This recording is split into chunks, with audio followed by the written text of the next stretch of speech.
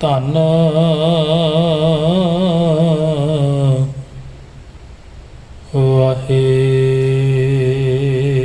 ਵਾਹਿਗੁਰੂ ਸਾਹਿਬ JIO.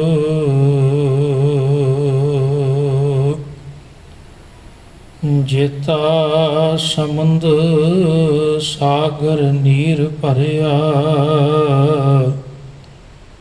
ਤੇਤੇ ਅਵਗੁਣ ਹਮਾਰੀ।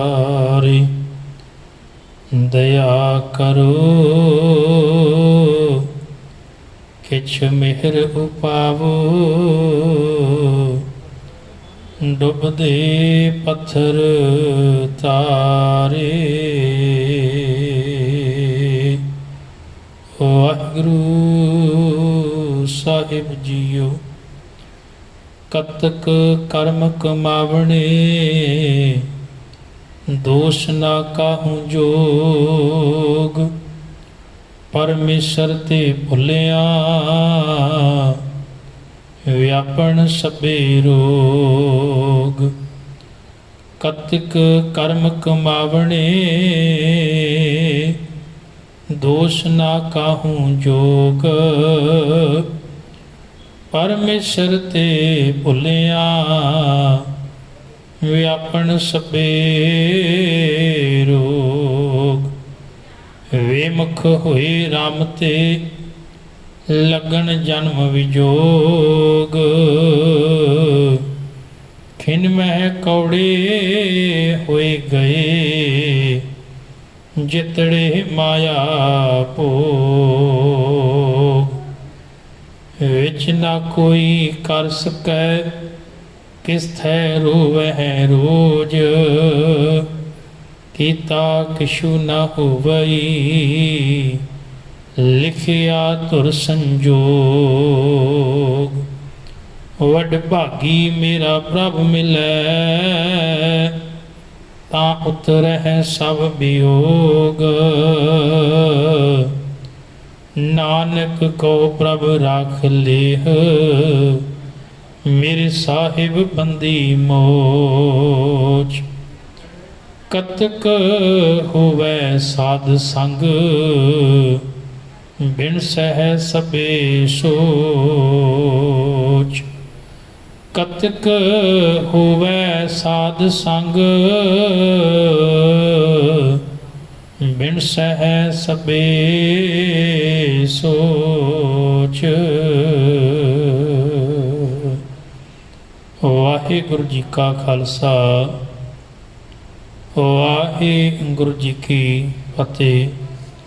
ਧੰਨ ਧੰਨ ਸਾਹਿਬ ਸ੍ਰੀ ਗੁਰੂ ਗ੍ਰੰਥ ਸਾਹਿਬ ਮਹਾਰਾਜ ਪਾਤਸ਼ਾਹ ਜੀ ਦੀ ਪਾਵਨ ਪਵਿੱਤਰ ਹਜ਼ੂਰੀ ਅੰਦਰ ਸੁਭਾਈ ਮਾਨ ਗੁਰੂ ਪਿਆਰੀ ਗੁਰੂ ਸਵਾਰੀ ਸਾਧ ਸੰਗਤ ਜੀਓ। ਆਪ ਜੀ ਵਡਭਾਗੇ ਹੋ, ਸਤਿਗੁਰਾਂ ਦੇ ਪਾਵਨ ਚਰਨ ਕਮਲਾਂ ਵਿੱਚ ਬੈਠ ਕੇ ਬਾਣੀ ਦਾ ਪਰਮ ਆਨੰਦ ਰਸ ਮਾਣ ਰਹੇ ਹੋ। ਆਓ, ਸਮਾਂ ਹੈ ਗੁਰਮਤਿ ਵਿਚਾਰਾਂ ਦਾ। ਧੰਨ ਗੁਰੂ ਅਰਜਨ ਦੇਵ ਮਹਾਰਾਜ ਪਾਤਸ਼ਾਹ ਜੀ ਦੀ ਅਪਾਰ ਕਿਰਪਾ ਬਖਸ਼ਿਸ਼ ਰਹਿਮਤ ਸਦਕਾ ਆਪ ਸਰਬੱਤ ਸੰਗਤ ਲੜੀਵਾਰ ਤੋਂ 12 ਮਹਾ ਪਵਿੱਤਰ ਬਾਣੀ ਦੀ ਵਿਚਾਰ ਸਾਂਝੀ ਕਰ ਰਹੇ ਹੋ। ਕੱਲ ਰੋਜ਼ ਆਪਾਂ ਸਾਹਿਬਾਂ ਦੀ ਪਾਵਨ ਬਾਣੀ ਦਾ ਪਵਿੱਤਰ ਬਚਨ ਅਸੁਮ ਪ੍ਰੇਮ ਉਮਾਹੜਾ ਕਿਉਂ ਮਿਲੀਏ ਹਰ ਜਾਏ। ਅੱਸੋਂ ਦੇ ਮਹੀਨੇ ਅੰਦਰ ਜੀਵ ਇਸਤਰੀ ਦੇ ਹਿਰਦੇ ਵਿੱਚ ਪ੍ਰੇਮ ਨੇ ਉਛਾਲਾ ਖਾਧਾ ਤੇ ਉਸ ਅਕਾਲ ਪੁਰਖ ਪਰਮਾਤਮਾ ਪਰਮੇਸ਼ਰ ਪ੍ਰਭੂ ਨਾਲ ਕਿਵੇਂ ਮਿਲਾਪ ਕੀਤਾ ਜਾਵੇ। ਅਖੀਰ ਮਹਾਰਾਜ ਨੇ ਕਿਰਪਾ ਕੀਤੀ ਸੀ, ਅੱਸੋਂ ਸੁਖੀ ਵਸੰਦੀਆਂ ਜਿਨ੍ਹਾਂ ਮਿਆ ਹਰ ਰਾਏ। ਅੱਸੋਂ ਦੇ ਮਹੀਨੇ ਵਿੱਚ ਉਹ ਜੀਵ ਇਸਤਰੀਆਂ ਸੁਖ ਮਾਣਦੀਆਂ ਹਨ ਜਿਨ੍ਹਾਂ ਉੱਤੇ ਮਾਲਕ ਦੀ ਕਿਰਪਾ ਬਖਸ਼ਿਸ਼ ਹੁੰਦੀ ਹੈ। ਸਤਿਗੁਰ ਪਾਤਸ਼ਾਹ ਜੀ ਨੇ ਆਖਿਆ ਵੀ ਅੱਸੂ ਦੇ ਮਹੀਨੇ ਅੰਦਰ ਹਿਰਦੇ ਵਿੱਚ ਪ੍ਰੇਮ ਪੈਦਾ ਹੋ ਜਾਣਾ, ਇਹ ਉਹਦੀ ਬਖਸ਼ਿਸ਼, ਉਹਦੀ ਰਹਿਮਤ ਹੈ। ਹੁਣ ਦੂਸਰਾ ਉਪਰਾਲਾ ਮਹਾਰਾਜ ਦੱਸ ਰਹੇ ਨੇ ਵੀ ਕੱਤੇ ਦੇ ਮਹੀਨੇ ਦੇ ਅੰਦਰ ਮਨੁੱਖ ਨੂੰ ਕਿਹੜਾ ਉਪਰਾਲਾ ਕਰਨਾ ਚਾਹੀਦਾ ਹੈ ਕਿ ਮਨੁੱਖ ਅਕਾਲ ਪੁਰਖ ਪਰਮਾਤਮਾ ਦੇ ਨੇੜੇ ਹੋਵੇ। ਤੇ ਪਾਤਸ਼ਾਹ ਜੀ ਨੇ ਬਾਣੀ ਅੰਦਰ ਮਨੁੱਖ ਨੂੰ ਸਮਝਾਇਆ ਹੈ, ਕਰਮੀ ਆਪੋ ਆਪਣੀ ਕੇ ਨੇੜੇ ਕੇ ਦੂਰ। ਮਨੁੱਖ ਆਪਣੇ ਕੀਤੇ ਕਰਮਾਂ ਦੇ ਕਾਰਨ ਹੀ ਪਰਮਾਤਮਾ ਦੇ ਨੇੜੇ ਹੈ ਤੇ ਪਰਮਾਤਮਾ ਤੋਂ ਦੂਰ ਹੈ। ਪਰ ਜਦੋਂ 12 ਮਾਹ ਬਾਣੀ ਦੀ ਆਰੰਭਤਾ ਹੋਈ ਤਾਂ ਉਦੋਂ ਗੁਰੂ ਪਾਤਸ਼ਾਹ ਜੀ ਨੇ ਇੱਕ ਬਚਨ ਮਨੁੱਖ ਨੂੰ ਸਮਝਾ ਦਿੱਤਾ, ਕਿਰਤ ਕਰਮ ਕੇ ਵਿਛੜੇ ਕਰ ਕਿਰਪਾ ਮੇਲੋ ਰਾਮ। ਆਪਣੇ ਕੀਤੇ ਹੋਏ ਕਰਮਾਂ ਦੇ ਕਾਰਨ ਅਸੀਂ ਪਰਮਾਤਮਾ ਤੋਂ ਵਿਛੜ ਜਾਂਦੇ ਹਾਂ, ਪਰ ਮਿਲਾਪ ਉਹਦੀ ਕਿਰਪਾ ਦੇ ਨਾਲ ਹੁੰਦਾ, ਉਹਦੀ ਬਖਸ਼ਿਸ਼ ਦੇ ਨਾਲ ਹੋਣਾ ਹੈ। ਉਹਦੀ ਬਖਸ਼ਿਸ਼ ਤੋਂ ਬਿਨਾਂ ਮਿਲਾਪ ਨਹੀਂ ਹੋਣਾ। ਹਾਂ, ਕਰਮਾਂ ਦੇ ਕਾਰਨ ਅਸੀਂ ਪਰਮਾਤਮਾ ਦੇ ਨੇੜੇ ਹੋ ਸਕਦੇ ਹਾਂ। ਹੁਣ ਗੁਰੂ ਪਾਤਸ਼ਾਹ ਜੀ ਆਖਦੇ ਨੇ ਕਿ ਜੇ ਕਿਤੇ ਆਪਣੇ ਕੀਤੇ ਹੋਏ ਕਰਮਾਂ ਦੇ ਨਾਲ ਮਿਲਾਪ ਹੋ ਸਕਦਾ, ਆਪਣ ਲਿਆ ਜੇਬ ਲੈ ਸਭ ਕੋ ਭਾਗਟ ਹੋਏ। ਜੇ ਆਪਣੀਆਂ ਕੋਸ਼ਿਸ਼ਾਂ ਦੇ ਨਾਲ ਰੱਬ ਮਿਲਦਾ ਹੁੰਦਾ ਤੇ ਹਰ ਕਿਸੇ ਮਨੁੱਖ ਨੂੰ ਰੱਬ ਦੀ ਪ੍ਰਾਪਤੀ ਹੋ ਜਾਣੀ ਸੀ। ਪਰ ਨਾਲ ਮਹਾਰਾਜ ਨੇ ਕਹਿਤਾ ਬਚਨ ਕਹਿ ਲਗੇ ਕਿ ਇਹ ਤਾਂ ਗੱਲ ਸਾਰੀ ਹੈ ਕਰਮਾਂ ਦੇ ਉੱਤੇ ਹੀ ਨਿਬੜਨੀ ਹੈ। ਕਰਮਾਂ ਉੱਪਰ ਨਿਬੜਿਆ ਜੇ ਲੋਚਿਆ ਸਭ ਕੋਈ। ਮਨੁੱਖ ਦੇ ਕਰਮ ਕਿਹੋ ਜਿਹੇ ਨੇ? ਕਰਮਾਂ ਦਾ ਸਾਡੇ ਜੀਵਨ ਦੇ ਵਿੱਚ ਬੜਾ ਪ੍ਰਭਾਵ ਪੈਂਦਾ ਹੈ, ਜਾਂ ਇੰਝ ਕਹਿ ਲਈਏ ਕਰਮ ਹੀ ਸਾਡੇ ਸੁਭਾਅ ਬਣਦਾ ਹੈ, ਸਾਡੇ ਸੰਸਕਾਰ ਬਣਦੇ ਨੇ। ਕਰਮ ਹੀ ਸਾਡਾ ਜੀਵਨ ਹੈ। ਕਰਮਾਂ ਦੀ ਸ਼ੁਰੂਆਤ ਉਦੋਂ ਹੁੰਦੀ ਜਦੋਂ ਮਨੁੱਖ ਨੂੰ ਇਹ ਤਨ, ਇਹ ਸਰੀਰ ਮਿਲਦਾ ਹੈ। ਸਰੀਰ ਤੋਂ ਬਿਨਾਂ ਕਰਮ ਨਹੀਂ ਕੀਤੇ ਜਾ ਸਕਦੇ। ਜਦੋਂ ਸਰੀਰ ਬਣਦਾ ਹੈ, ਸਰੀਰ ਦੀ ਬਣਤਰ ਬਣੀ, ਸੰਸਾਰ ਦੇ ਵਿੱਚ ਮਨੁੱਖ ਆਇਆ, ਉਸ ਦਿਨ ਤੋਂ ਮਨੁੱਖ ਨੇ ਕਰਮ ਕਰਨੇ ਸ਼ੁਰੂ ਕਰ ਦਿੱਤੇ। ਮਨੁੱਖ ਦੇ ਜਿੰਨੇ ਵੀ ਅੰਗ ਹਨ ਉਹ ਕਰਮ ਕਰਦੇ ਨੇ। ਹਰ ਇੱਕ ਮਨੁੱਖ ਦੁਨੀਆ ਦੇ ਅੰਦਰ ਕਰਮ ਕਰ ਰਿਹਾ ਹੈ। ਹਰ ਇੱਕ ਮਨੁੱਖ ਕੋਈ ਨਾ ਕੋਈ ਕਰਮ ਕਰ ਰਿਹਾ ਹੈ। ਹੁਣ ਜਦੋਂ ਦੇਹੀ ਸਰੀਰ ਮਿਲਿਆ ਤੇ ਇਹ ਵੀ ਕਰਮ ਕਰਦਾ ਹੈ। ਆਪਾਂ ਵੇਖਦੇ ਹਾਂ ਅੱਖਾਂ ਦਾ ਕੰਮ ਹੈ ਵੇਖਣਾ। ਹੁਣ ਅੱਖਾਂ ਦੇ ਸਾਹਮਣੇ ਕੋਈ ਚੰਗਾ ਹੈ ਜਾਂ ਮੰਦਾ ਹੈ, ਅੱਖਾਂ ਨੇ ਵੇਖਣਾ ਹੈ। ਜੇ ਸਾਹਮਣੇ ਕੋਈ ਚੰਗਾ ਹੈ ਤੇ ਇਹਨਾਂ ਨੇ ਚੰਗਾ ਵੇਖ ਲੈਣਾ, ਕੁਝ ਮੰਦਾ ਹੈ ਤੇ ਮੰਦਾ ਵੇਖ ਲੈਣਾ। ਕੰਨਾਂ ਦਾ ਕੰਮ ਹੈ ਸੁਣਨਾ। ਕਰਮ ਕਰ ਰਹੇ ਨੇ। ਹੁਣ ਜੇ ਕੋਈ ਮਨੁੱਖ ਗੀਤ ਗਾ ਰਿਹਾ ਹੈ, ਗੀਤ ਵੱਜ ਰਿਹਾ ਹੈ ਤੇ ਕੰਨਾਂ ਨੇ ਗੀਤ ਵੀ ਸੁਣ ਲੈਣਾ। ਤੇ ਜੇ ਕਿਤੇ ਕੋਈ ਸ਼ਬਦ ਗਾ ਰਿਹਾ ਹੈ, ਸ਼ਬਦ ਵੱਜ ਰਿਹਾ ਹੈ ਤੇ ਇਹਨਾਂ ਕੰਨਾਂ ਨੇ ਸ਼ਬਦ ਵੀ ਸੁਣ ਲੈਣਾ। ਜੇ ਕਿਤੇ ਸਾਹਮਣੇ ਵਡਿਆਈ ਹੋ ਰਹੀ ਹੈ, ਚੰਗੀ ਗੱਲ ਹੋ ਰਹੀ, ਉਹ ਵੀ ਕੰਨਾਂ ਨੇ ਸੁਣ ਲੈਣੀ ਹੈ। ਜੇ ਕਿਤੇ ਨਿੰਦਿਆ ਚੁਗਲੀ ਹੋ ਰਹੀ ਹੈ, ਭੈੜੇ ਬੋਲ ਬੋਲੇ ਜਾ ਰਹੇ ਨੇ, ਕੰਨਾਂ ਨੇ ਉਹ ਵੀ ਸੁਣ ਲੈਣਾ। ਕਰਮ ਕਰਨਾ ਹੀ ਕਰਨਾ ਹੈ। ਹੁਣ ਜਿਹੜੇ ਗਿਆਨ ਇੰਦਰੇ ਸਾਨੂੰ ਪ੍ਰਾਪਤ ਹੋਏ ਨੇ, ਜਾਂ ਕਹਿ ਲਓ ਇਹ ਦੇਹੀ ਸਾਨੂੰ ਪ੍ਰਾਪਤ ਹੋਈ ਹੈ। ਮਹਾਰਾਜ ਨੇ ਇੱਕ ਬੜਾ ਪਿਆਰਾ ਬਚਨ ਕੀਤਾ ਹੈ। ਜਦੋਂ ਆਪਾਂ ਆਨੰਦ ਸਾਹਿਬ ਦੀ ਬਾਣੀ ਪੜ੍ਹਦੇ ਹਾਂ ਤੇ ਗੁਰੂ ਅਮਰਦਾਸ ਪਾਤਸ਼ਾਹ ਜੀ ਕਿਰਪਾ ਕਰਦੇ ਨੇ, ਇੱਕ ਸਵਾਲ ਕਰਦੇ ਨੇ। ਉਹ ਸਵਾਲ ਕੀ ਹੈ? ਆਪਣੇ ਆਪ ਨੂੰ ਕੀਤਾ। ਹੁਣ ਮਹਾਰਾਜ ਨੇ ਉੱਥੇ ਇੱਕ ਸਵਾਲ ਕੀਤਾ, ਇਹ ਸਰੀਰਾ ਮੇਰਿਆ ਇਸ ਜਗ ਮੈਂ ਆਇ ਕੈ ਕਿਆ ਤੁਧ ਕਰਮ ਕਮਾਇਆ। ਹੇ ਮੇਰੇ ਸਰੀਰ, ਮੇਰੇ ਤਨ, ਮੈਨੂੰ ਇਸ ਗੱਲ ਦਾ ਜਵਾਬ ਦੇ ਵੀ ਤੂੰ ਇਸ ਸੰਸਾਰ ਦੇ ਵਿੱਚ ਆ ਕੇ ਕਿਹੜਾ ਕੰਮ ਕੀਤਾ ਹੈ, ਕਿਹੜੇ ਤੂੰ ਕਰਮ ਕਰਦਾ ਹੈ। ਹੁਣ ਜਿਹੜੇ ਮਨੁੱਖ ਕਰਮ ਕਰਦਾ ਹੈ, ਅਗਰ ਮਨੁੱਖ ਨੂੰ ਉੱਥੇ ਚੰਗੇ ਤੇ ਮੰਦੇ ਦੀ ਸਮਝ ਹੋਵੇਗੀ ਤਾਂ ਉਸ ਸਮੇਂ ਮਨੁੱਖ ਜਿਹੜਾ ਹੈ ਫਿਰ ਕਰਮ ਕਰਨ ਲੱਗਿਆਂ ਸੁਚੇਤ ਹੋਵੇਗਾ। ਜੇ ਮਨੁੱਖ ਨੂੰ ਇਹ ਪਤਾ ਹੈ ਵੀ ਕਰਮ ਕਰਨ ਲੱਗਿਆਂ ਮੈਂ ਕਿਹੋ ਜਿਹੇ ਕਰਮ ਕਰਨੇ ਨੇ, ਤੇ ਅਗਲੀ ਗੱਲ ਇਹ ਸਮਝ ਆ ਜਾਵੇ ਵੀ ਮੇਰੇ ਕੀਤੇ ਹੋਏ ਕਰਮਾਂ ਦੇ ਕਾਰਨ ਮੈਂ ਰੱਬ ਦੇ ਨੇੜੇ ਹੋ ਸਕਦਾ ਵਾਂ, ਪਰਮੇਸ਼ਰ ਦੇ ਨੇੜੇ ਹੋ ਸਕਦਾ ਵਾਂ, ਤਾਂ ਮਨੁੱਖ ਉਹੀ ਕਰਮ ਕਰੇਗਾ ਜਿਹੜੇ ਰੱਬ ਨੂੰ ਭਾਉਂਦੇ ਹੋਣਗੇ। ਬਾਬਾ ਫਰੀਦ ਜੀ ਨੇ ਇੱਕ ਬਚਨ ਆਖਿਆ, ਉਹ ਆਖਦੇ ਨੇ, ਫਰੀਦਾ ਜਿੰਨੀ ਕਮੀ ਨਾਹੇ ਗੁਣ ਤੇ ਕਮੜੇ ਵਿਸਾਰ, ਮਤ ਸ਼ਰਮਿੰਦਾ ਥੀਵਈ ਸਾਈਂ ਦਾ ਦਰਬਾਰ। ਤੂੰ ਉਹੋ ਜਿਹੇ ਕੰਮ ਕਰੀ ਨਾ ਕਿ ਤੈਨੂੰ ਮਾਲਕ ਅੱਗੇ ਫਿਰ ਸ਼ਰਮਿੰਦਾ ਹੋਣਾ ਪਵੇ, ਬਲਕਿ ਤੂੰ ਉਹ ਕਰਮ ਕਰੀ ਜਿਹੜੇ ਕਰਮ ਕੀਤੇ ਆ ਮਾਲਕ ਨੂੰ ਚੰਗਾ ਲੱਗੇ, ਮਾਲਕ ਨੂੰ ਭਾ ਜਾਵੇ, ਮਾਲਕ ਨੂੰ ਖੁਸ਼ੀ ਹੋਵੇ, ਤੇਰੇ ਕੀਤੇ ਹੋਏ ਕੰਮਾਂ ਦੇ ਉੱਤੇ ਮਾਲਕ ਉਤਸ਼ਾਹਿਤ ਹੋਵੇ। ਤਾਂ ਇਹੋ ਜਿਹੇ ਕਰਮ ਮਨੁੱਖ ਕਰੇ। ਸਤਿਗੁਰੂ ਪਾਤਸ਼ਾਹ ਆਖਦੇ ਨੇ ਕਿ ਕੱਤਕ ਦੇ ਮਹੀਨੇ ਦੇ ਅੰਦਰ ਮਨੁੱਖ ਨੇ ਜਦੋਂ ਕਰਮ ਕੀਤੇ ਤਾਂ ਗੁਰੂ ਨੇ ਇੱਕ ਗੱਲ ਸਮਝਾ ਦਿੱਤੀ ਕਿ ਕੱਤਕ ਕਰਮ ਕਮਾਵਣੇ दोष ना काहूं जोग। कि जे तेरे कीते हुए कर्मां दे कारण परमात्मा तो तेनों विछोड़ा है ना, विछड़िया होया, तो इहदे विच दोष ना ते किसे दा है। क्यों? क्योंकि असल दे विच कर्म तू कीते ने, ते हर एक मनुख अपने कर्म कर रहा है, और हर एक मनुख ने करते भी ने, ते हर एक मनुख दे कीते हुए अपने कर्म ने। जिहो जे कोई मनुख संसार अंदर कर्म कर रहा है उहो जिहा उहनूं प्राप्त हो रहा, ते होना भी है। आपां पिछे जी एक बचन पढ़िया सी महाराज पावन बाणी दा, साहब आखिया सी, कह लगे भी ये तन जिहड़ा है असल दे विच खेती है, ते इस खेती विच मनुख ने कर्मां दा बीज पाउणा है। जिहा बीजै सो लूणै, कर्मा संदड़ा खेत। ये शरीर जिहड़ा है कर्मां वास्ते, कर्मां दी खेती करन वास्ते तैनूं हासिल होया। हुण इत्थे तूं किहो जिहा बीज पाउणा है, किहो जिहे कर्म करने ने, वो ये तूं सोचना है। हुण कई बारी मनुख कर्म तां गलत कर रहा हुंदा है, गलत तां माड़े कर्म कर रहा हुंदा है, पर मनुख दोष किसी होर नूं दे रहा हुंदा है। हुण जदों कोई चंगा करदा है ते अपने आप की वडियाई करदा है, अपने आप नूं चंगा कहंदा है, पर जदों ये गलत करदा है फिर दोष दूजे ते सुੱਟਦਾ, दोष दूजे नूं दिंदा, किसी होर नूं दिंदा। महाराज ने बाणी अंदर तां ही मनुख नूं समझाया, सहबाद ने कतक कर्म कमावणे दोष ना काहूं जोग। कह लगे किसी होर दे मत्थे दे दोष लाया तू बच नहीं सकता, छुट नहीं सकता भी नहीं मैं तो ये नहीं किया। क्यों? जे तू संसार दे अंदर कोई भी कर्म करदा है तो उहदा असल दे विच भुगतान भी मनुख नूं उसे नूं करना पैना है। क्यों? महाराज की बाणी आदि कर्मी आपो अपनी। तो जे रब दे घर की गल करिए तो महाराज आदने का कानून जिहड़ा वो बिल्कुल सच्चा है, न्याय उहदा सच्चा है। क्यों? क्योंकि उहदे दर दे उत्ते जो भी मनुख करता है वो छुपया नहीं रह सकता, उन्होंने छुपाया नहीं जा सकता, वो असल में प्रगट हो ही जाता है। तू चंगा कर मंदा कर, पर उस मालिक नूं तेरे हर एक कीते हुए कर्म का चेता है, ध्यान है, ख्याल है, वो वेख रहा है भी तू किहो जिहे कर्म करने।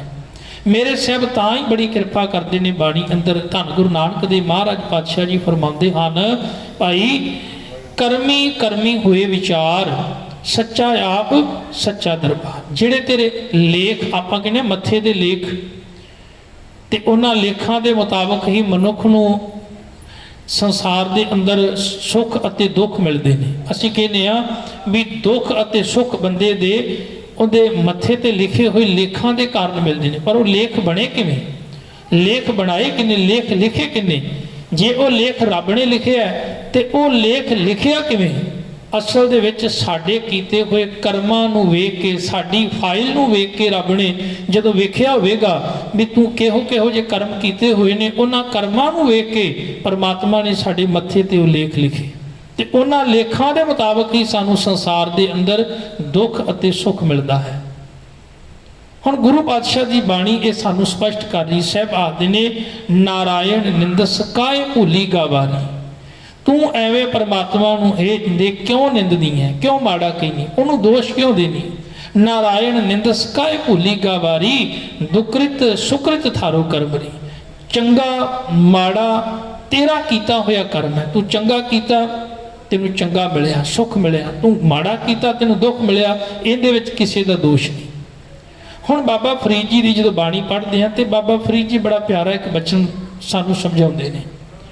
बाबा फरीद जी आदि ने कह लगे, दद्दै दोष ना देव किसै। सारी विचार जिहड़ी है बाबा फरीद जी ने तत्त की गल जिहड़ी सानूं समझा दी। इहदे तो कोई भी किनारा नहीं कर सकता, कोई भी इनकार नहीं कर सकता। बाबा फरीद जी आदि ने, दद्दै दोष ना देव किसै, दोष कर्मा अपने, किसी नूं दोष ना दे। ते तू दोष दित्तिया हो बन भी की जाना, की हो सकता है, क्योंकि तेनू पता है तू कीता है तो तेनू मिल रहा है। दद्दै दोष ना देव किसै, दोष कर्मा अपने आ, जो मैं किया सो मैं पाया, दोष ना दीजै अवरजना। किसी नू दोष दे ही जा। पर नाल बाबा फरीद जी आखदे ने, जदों तेनू समझाया जा रहा सी उदों ये गल नू समझ नहीं सह रहा। तेनू समझाया जा रहा सी भी ऐसा काम मुले ना कीचा जित अंत पछताई है। भी इहो जिहा काम ना करी भी तेनू पछताउणा पवे, इहो जिहे कर्म ना करी तू। बल्कि कर्म करन तो पहला उहदी विचार कर लवे। जिहड़ा गुरबाणी नाल मनुख जुड़ गया, गुरबाणी ने जीवन में यही तब्दीली लैके आनी है भी कर्म तो तेरे ये तन ने करना ही करना। हुण अखां ने कर्म, पहला मैं अर्ज की अखां का काम है वेखना, इन्ना कर्म करना है। हुण सामने चंगा वेखना है कि माड़ा वेखना है? जे सामने चंगा है तो चंगा वेखणगियां, अखां माड़ा है तो माड़ा वेखणगियां। हाँ, और एक गल इस दरम्यान है, वेखण लग्गिया गुरु ने शब्द राही तेनों सुचेत कर देना है भी नहीं तू आह नहीं वेखना। हुण पातशाह ने बाणी अंदर मनुख नूं समझाता, कन्ना ने सुनना है। हुण कोई गीत गा रहा तां भी सुन लेना, कोई बाणी शब्द पढ़ रहा तां भी कन्ना ने सुन लेना। काम सुनना, कर्म करना है। पर जिदन असीं इन्हां कन्नां नूं इह गल समझा दित्ती, ए श्रवणो मेरियो साचा सुनना नो पठाए, साचा सुनना नो पठाए, शरीर लाए सुनो सत बाणी। ए नेत्रो मेरियो हर तुम्हें जो धरी, हर बिन अवर न देखो कोई। ए भी संसार तुम देख रहे हर का रूप है, हर रूप नदरी आया। बस उदन ही जीवन तब्दील हो, उदन साडे कर्म भी बदल जाएंगे, जीवन जिउण दा ढंग भी बदल जाएगा। तो मेरे पातशाह जी बड़ी कृपा करते हैं, बाणी अंदर समझा रहे हैं बाबा फरीद जी कि किसी को दोष देने की बजाय तू अपने वाल कदी झाती मार के वेख, नज़र मार के वेख भी कर्म तो तू करता रहा ते कर रहे हैं, तो तेनों तो कदम कदम ते सुचेत किया सी भी तेरे कीते हुए कर्मां दा फल तेनों आप ही मिलेगा। जो तू करेगा वो तेनों पाउणा पऊगा। बाबा फरीद जी का एक बड़ा प्यारा बचन आता है, कह लगे कदी घड़ियाल किसी ने वेख्या होवे। आखिर पुराने समयां दे विच घड़ियाल नगरां दे बाहर टंगे जांदे सन। घड़ियाल दा अर्थ है घंटा, जिहड़ा टाइम दसदा सी। जदों एक घड़ी हो जानी तो उन्होंने वजा देना, दो घड़ी हो जानी तो दो। होर सौखा कर लीए, स्कूलों दे विच जदों क्लास टीचर बदलती सी उदों बैल वजाई जाती सी। आपां कहने बैल वजाई, तो उदों एक चोट की जाती एक तवे दे उत्ते।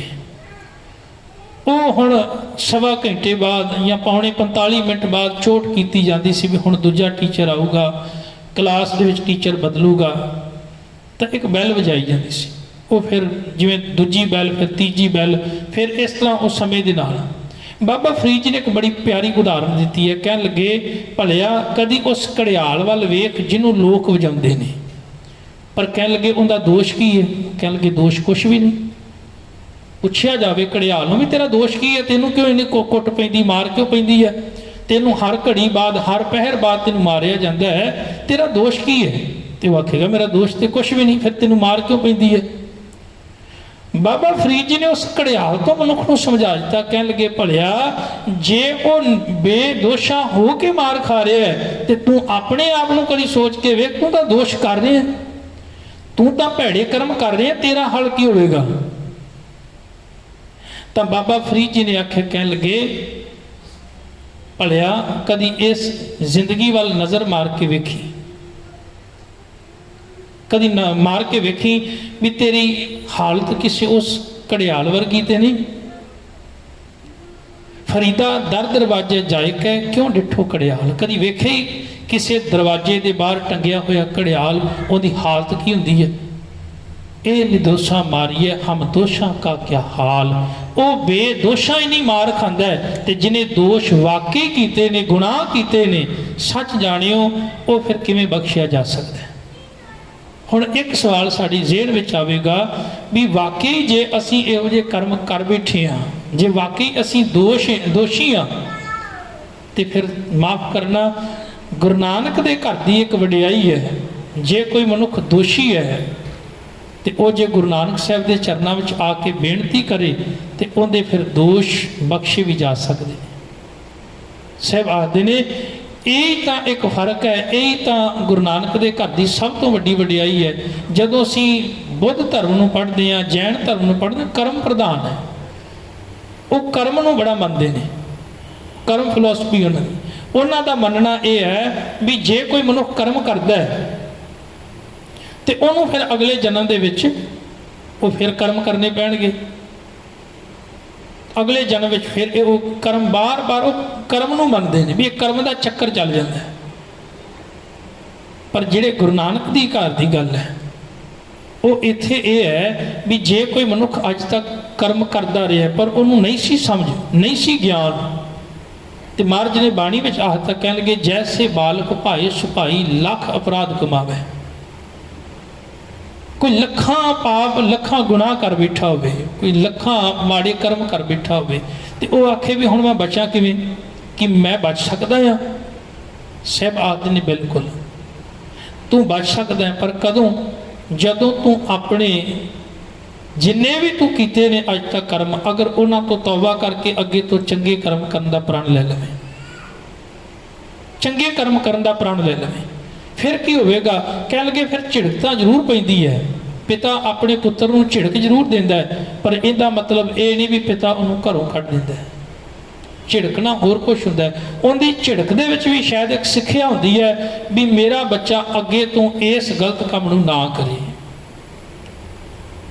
ਹੁਣ ਗੁਰੂ ਪਾਤਸ਼ਾਹ ਆਖਦੇ ਨੇ, ਕਰ ਉਪਦੇਸ਼ ਝਿੜਕੇ ਬਹੁ ਭਾਂਤੀ ਬੌੜ ਪਿਤਾ ਗਲ ਲਾਵੇ, ਪਿਛਲੇ ਔਗਣ ਬਖਸ਼ ਲਏ ਪ੍ਰਭ ਆਗੇ ਮਾਰਗ ਪਾਵੇ। ਉਹ ਫਿਰ ਅੱਗੇ ਰਾਹ ਵਿਖਾਦੇ ਵੀ ਅੱਗੇ ਤੋਂ ਹੁਣ ਇਹੋ ਜਿਹੇ ਕੰਮ ਤੂੰ ਨਾ ਕਰੀ।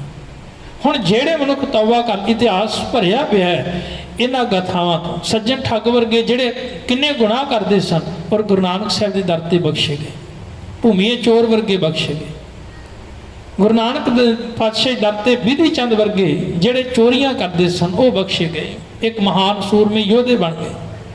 ਤਾਂ ਜਿਹੜਾ ਫਿਰ ਆਪਣੀ ਭੁੱਲ ਨੂੰ ਬਖਸ਼ਵਾ ਕੇ ਗੁਰੂ ਨਾਨਕ ਦੇ ਦਰ ਦਾ ਪੱਲਾ ਫੜਦਾ, ਗੁਰੂ ਦੇ ਵਿੱਚ ਇੰਨੀ ਸਮਰੱਥਾ, ਇੰਨੀ ਤਾਕਤ ਹੈ ਕਿ ਸਾਡੇ ਉਹ ਕੀਤੇ ਹੋਏ ਕਰਮਾਂ ਨੂੰ ਵੀ ਬਖਸ਼ਣ ਦੀ ਸਮਰੱਥਾ ਰੱਖਦਾ ਹੈ, ਸਾਡੇ ਲੇਖਾਂ ਨੂੰ ਬਦਲ ਸਕਦਾ ਹੈ, ਤਬਦੀਲ ਕਰ ਸਕਦਾ ਹੈ, ਇੰਨੀ ਸਮਰੱਥਾ ਉਹਦੇ ਵਿੱਚ। ਤਾਂ ਹੀ ਤਾਂ ਬਾਬਾ ਰਵਿਦਾਸ ਸਾਹਿਬ ਨੇ ਕਿ ਬਚਨ ਆਖਿਆ, ਕਹਿਣ ਲੱਗੇ ਵੀ ਹੇ ਮਾਲਕ ਪਰਮੇਸ਼ਰ ਪ੍ਰਭੂ, ਤੇਰਾ ਨਾਮ ਪਤਿਤ ਪਾਵਨ ਕਿਉਂ ਰੱਖਿਆ? ਤੇਰਾ ਨਾਮ ਪਤਿਤ ਪਾਵਨ ਹੀ ਤਾਂ ਪਿਆ ਕਿਉਂਕਿ ਮੇਰੇ ਵਰਗੇ ਪਤਿਤ ਜਦੋਂ ਕਹਿਣ ਲੱਗੇ ਵਿਕਾਰਾਂ ਦੀ ਦੁਨੀਆ ਵਿੱਚ ਡਿੱਗ ਜਾਂਦੇ ਨੇ ਤੇ ਫਿਰ ਤੂੰ ਉਹਨਾਂ ਨੂੰ ਬਾਹਰ ਕੱਢ ਲੈਂਦਾ, ਇਸ ਕਰਕੇ ਤੇਰਾ ਨਾਮ ਪਤਿਤ ਪਾਵਨ ਹੈ। ਤੇ ਜੇ ਤੇਰੇ ਅੰਦਰ ਇਹ ਤਾਕਤ ਨਾ ਹੁੰਦੀ, ਸਮਰੱਥਾ ਨਾ, ਤੈਨੂੰ ਪਤਿਤ ਪਾਵਨ ਕਿਹਨੇ ਕਹਿਣਾ ਸੀ? ਪਰ ਇੱਕ ਸਵਾਲ ਇਹ, ਮੈਂ ਪਾਪ ਕਰਦਾ ਹਾਂ, ਮੈਂ ਗੁਨਾਹ ਕਰਦਾ ਰਿਹਾ ਵਾਂ, ਤੇ ਤਾਂ ਹੀ ਅਸਲ ਦੇ ਵਿੱਚ ਤੂੰ ਮੈਨੂੰ ਕੱਢਣ ਵਾਸਤੇ ਯਤਨਸ਼ੀਲ ਹੈ ਨਾ, ਵੀ ਮੈਨੂੰ ਬਾਹਰ ਕੱਢਣ ਵਾਸਤੇ ਵੀ ਮੈਨੂੰ ਬਾਹਰ ਕੱਢ ਰਿਹਾ। ਜੋਂ ਭੈਵਨਾ ਪਾਪ ਕਰੰਤਾ ਆਹੇ ਨੰਤਾ ਤੋ ਪਤਿਤ ਪਾਵਨ ਨਾਮ ਕੈਸੇ ਹੁੰਦਾ, ਤੇਰਾ ਨਾਮ ਪਤਿਤ ਪਾਵਨ ਕਿਵੇਂ ਪੈਂਦਾ?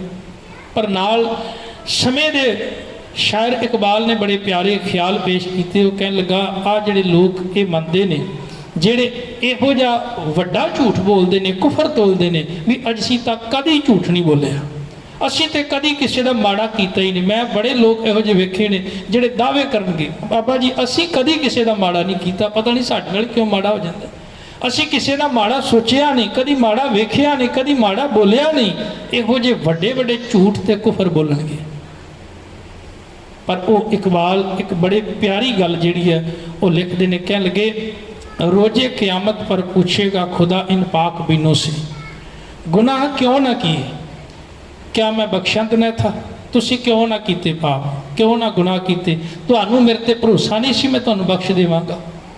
ਹੁਣ ਜਿਹੜੇ ਲੋਕ ਇਹ ਝੂਠ ਬੋਲਦੇ ਨੇ ਵੀ ਅਸੀਂ ਕਦੀ ਪਾਪ ਨਹੀਂ ਕੀਤਾ, ਕਦੀ ਝੂਠ ਨਹੀਂ ਬੋਲਿਆ, ਕਦੀ ਗੁਨਾਹ, ਹੁਣ ਬਾਣੀ ਤਾਂ ਕਹਿ ਰਹੀ ਹੈ ਭੁੱਲਣ ਅੰਦਰ ਸਭ ਕੋ ਭੁੱਲ ਗੁਰੂ ਕਰਤਾਰ, ਵੀ ਸਾਰੀ ਦੁਨੀਆ ਭੁੱਲਣਹਾਰ ਹੈ। ਇਨਸਾਨ ਗਲਤੀਆਂ ਦਾ ਪੁਤਲਾ ਹੈ ਤੇ ਇਹ ਕਰਦਾ ਸੁਭਾਵਿਕ ਹੈ। ਪਰ ਸਤਿਗੁਰ ਪਾਤਸ਼ਾਹ ਆਖਦੇ ਨੇ, ਜੇ ਕੋਈ ਆਪਣੀ ਭੁੱਲ ਨੂੰ ਸਵੀਕਾਰ ਕਰ ਲਵੇ ਤੇ ਮਾਲਕ ਉਹਦੇ ਕੀਤੇ ਹੋਏ ਕਰਮਾਂ ਨੂੰ ਬਖਸ਼ ਵੀ ਦਿੰਦਾ ਹੈ। ਤਾਂ ਸਤਿਗੁਰੂ ਪਾਤਸ਼ਾਹ ਜੀ ਅੱਜ ਦੇ ਪਾਵਨ ਬਚਨ ਅੰਦਰ ਸਮਝਾਉਣਾ ਕਰਦੇ ਨੇ, ਕੱਤਕ ਕਰਮ ਕਮਾਵਣੇ ਦੋਸ਼ ਨਾ ਕਾਹੂ ਜੋਗ।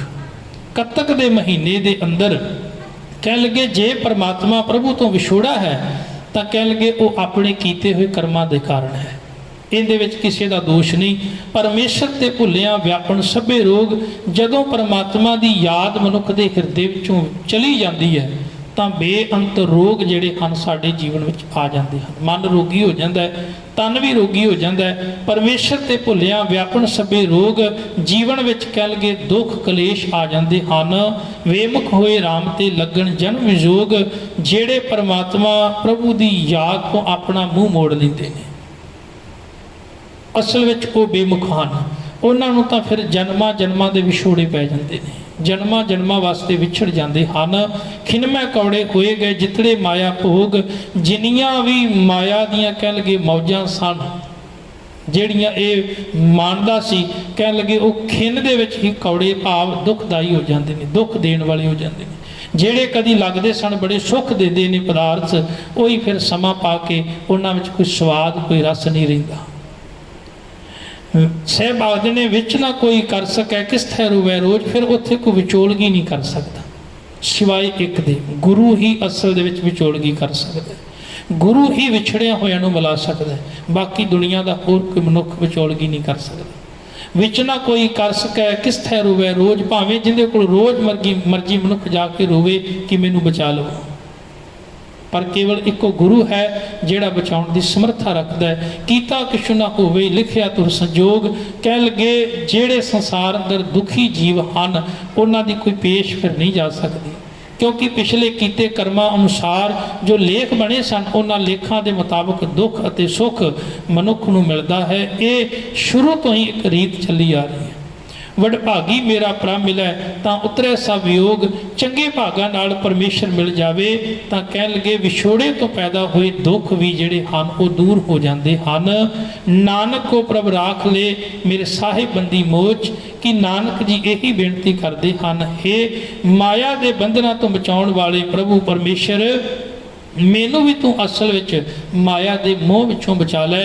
ਕਤਕ ਹੋਵੇ ਸਾਧ ਸੰਗ ਬਿਨਸੈ ਸਭੇ ਸੋਚ, ਕਤਕ ਦੀ ਜਿਹੜੀ ਸੁਹਾਨੀ ਪਿਆਰੀ ਰੁੱਤ ਹੈ, ਕਹਿਣ ਲੱਗੇ ਜਿਨ੍ਹਾਂ ਮਨੁੱਖਾਂ ਨੇ ਸਾਧ ਸੰਗਤ ਕਤਕ ਦੇ ਮਹੀਨੇ ਵਿੱਚ ਕੀਤੀ ਉਹਨਾਂ ਵਾਸਤੇ ਕਹਿਣ ਲੱਗੇ ਸਾਰੇ ਚਿੰਤਾ ਅਤੇ ਝੋਰੇ ਦੁੱਖ ਕਲੇਸ਼ ਇਹ ਜਿਹੜੇ ਹਨ ਇਹ ਖਤਮ ਹੋ ਜਾਂਦੇ ਹਨ ਤੇ ਜੀਵਨ ਦੇ ਵਿੱਚ ਪਰਮ ਆਨੰਦ ਪੈਦਾ ਹੋ ਜਾਂਦਾ ਹੈ। ਸੋ ਪਿਆਰਿਓ, ਗੁਰੂ ਪਾਤਸ਼ਾਹ ਜੀ ਆਖਦੇ ਨੇ, ਭਲਿਆ ਜਿੱਦਣ ਤੂੰ ਆਪਣੇ ਕਰਮ ਚੰਗੇ ਕਰ ਲਏ, ਜਿੱਦਣ ਤੂੰ ਯਤਨਸ਼ੀਲ ਹੋਇਆ ਵੀ ਮੈਂ ਆਪਣੇ ਜੀਵਨ ਵਿੱਚ ਹੁਣ ਚੰਗੇ ਕਰਮ ਕਰਨੇ ਸ਼ੁਰੂ ਕਰਨੇ ਨੇ, ਚੰਗੇ ਕੰਮ ਕਰਨੇ ਸ਼ੁਰੂ ਕਰਨੇ ਨੇ, ਇਹ ਵੀ ਇੱਕ ਬਹੁਤ ਵੱਡਾ ਉਪਰਾਲਾ ਹੈ ਪਰਮਾਤਮਾ ਨੂੰ ਮਿਲਣ ਦਾ। ਇੱਕ ਤਿਆਰੀ ਹੈ ਜਿਹੜੀ ਆਪਾਂ ਸ਼ੁਰੂ ਕਰ ਸਕਦੇ ਹਾਂ, ਅੱਜ ਤੋਂ ਕਰ ਸਕਦੇ ਹਾਂ, ਹੁਣੇ ਕਰ ਸਕਦੇ ਹਾਂ। ਇਹ ਆਪਾਂ ਯਤਨਸ਼ੀਲ ਹੋਈਏ। ਅੱਸੂ ਦੇ ਮਹੀਨੇ ਵਿੱਚ ਮਹਾਰਾਜ ਨੇ ਪ੍ਰੇਮ ਦੀ ਗੱਲ ਕੀਤੀ ਸੀ ਵੀ ਹਿਰਦੇ ਵਿੱਚ ਪ੍ਰੇਮ ਪੈਦਾ ਹੋ ਜਾਵੇ, ਇਹ ਵੀ ਇੱਕ ਉਪਰਾਲਾ ਹੈ। ਤੇ ਦੂਸਰਾ ਉਪਰਾਲਾ ਮਹਾਰਾਜ ਕਹਿੰਦੇ ਕੱਤੇ ਦੇ ਮਹੀਨੇ ਵਿੱਚ ਚੰਗੇ ਕਰਮ ਕਰ ਤਾਂ ਜੋ ਤੇਰੇ ਕੀਤੇ ਹੋਏ ਮਾੜੇ ਕਰਮ ਹਨ ਉਹਨਾਂ ਨੂੰ ਤੂੰ ਪ੍ਰਵਾਨ ਕਬੂਲ ਕਰਕੇ ਤੇ ਗੁਰੂ ਤੋਂ ਉਹਨਾਂ ਨੂੰ ਬਖਸ਼ਵਾ ਕੇ ਤੇ ਅੱਗੇ ਤੋਂ ਚੰਗਾ ਜੀਵਨ ਬਤੀਤ ਕਰ ਸਕੇ। ਹੋਈਆਂ ਭੁੱਲਾਂ ਚੁੱਕਾਂ ਦੀ ਖਿਮਾ। ਵਾਹਿਗੁਰੂ ਜੀ ਕਾ ਖਾਲਸਾ, ਵਾਹਿਗੁਰੂ ਜੀ ਕੀ ਫਤਿਹ।